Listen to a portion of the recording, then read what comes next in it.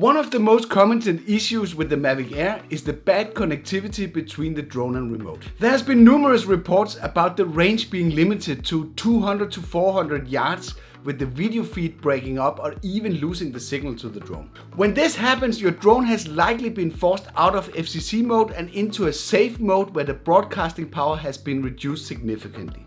Let me show you 5 easy steps to force your drone into FCC mode and check if it stays there after the intro.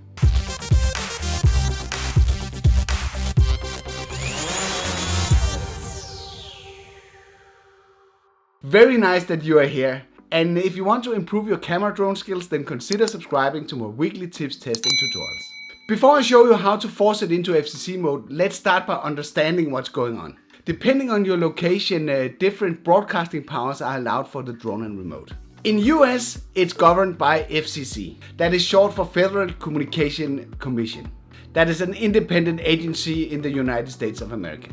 And within the boundaries that FCC set, they should give you a theoretical maximum of 2.5 miles or 4 kilometers for both 2.4 and 5.8 gigahertz. So this is kind of the expectation. If you're in Europe, this is a different story. The broadcasting power for 2.4 gigahertz has been reduced equal to half the distance that you get in the US, meaning 2 kilometers or 1.25 miles. That's still okay because you're not allowed to fly outside visual range.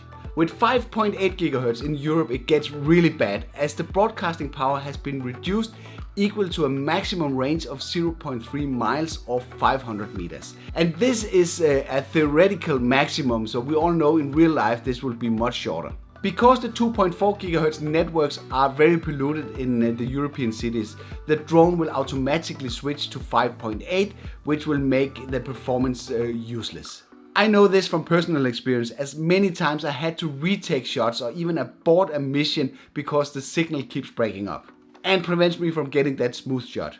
My theory is that what some of you guys from the US experience is if you fly with a non-GPS device, that it loses the sense of location. There must be a glitch in the software that makes the device not know its current location and thereby ask the remote to turn down the broadcasting power into the safe region that is in compliance with everywhere. That's my theory. What do you think?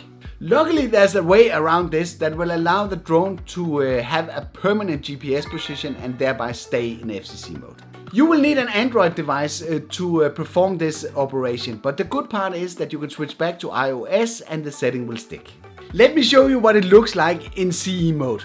From the DJI Go Form menu, press the Wi-Fi icon, and if you have 13 channels with 2 digits and 5 channels with 3 digits, it's in CE mode. It does not say CE mode anywhere, so this is the only way to see it. Close the DJI Go Form app, and now you're ready to force your drone into FCC mode with these 5 easy steps. First, you need to go to the Google Play Store and search for an app called Fake GPS, download it and install it on your device. Open the app and follow the instruction and enable developer mode. Scroll down to select mock location app and select Fake GPS. Go back into Fake GPS and select the location within the US.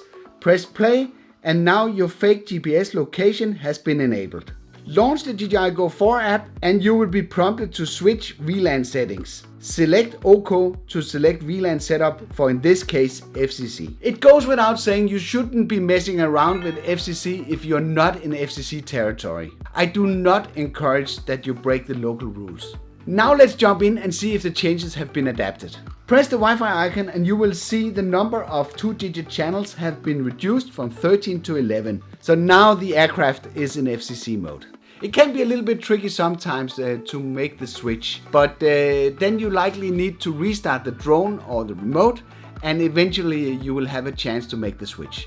But the good part is, once you have done the switch, it will stick. Your drone will stay in FCC mode now, even if you switch back to iOS as mentioned, as long as you don't press OK to switch the VLAN settings when prompted. If you do that, you risk that the drone will not stay in FCC mode. I hope this video helped some of the connection issues that you experience out there. And I can tell you, it's not fun to lose connection to your drone. Have you ever wondered how they make this fantastic effect called dolly zoom or vertigo?